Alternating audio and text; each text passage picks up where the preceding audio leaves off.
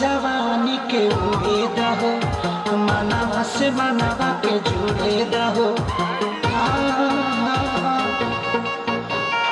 छीटा जवानी के उड़े दहो मनवा से मनवा के जुड़े दहो आज सुन न कबरिया तान के टूट जाए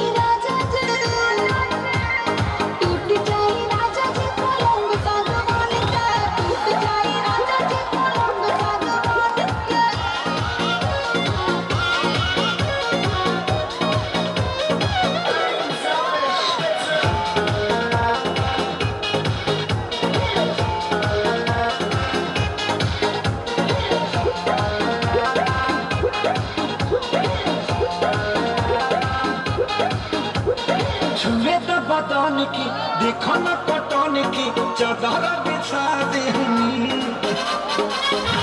पलम जी खाते हनी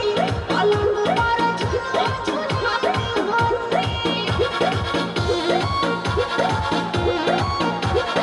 छुए तो बदन की देखो न पटन की चादर बिछा देहनी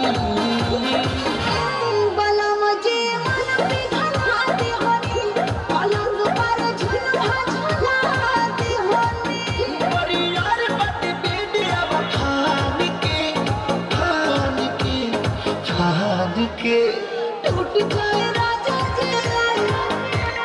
टूट जाए राजा जी पलंग सागवान का टूट जाए राजा जी पलंग सागवान के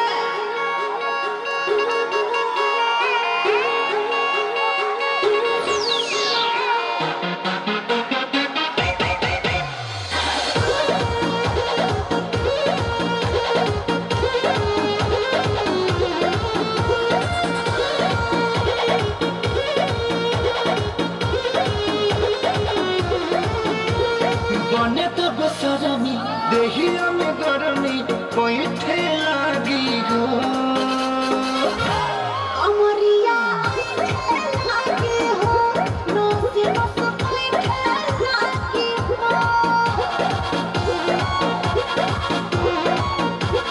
बने तो बेसरमी देहिया में गरमी पैठे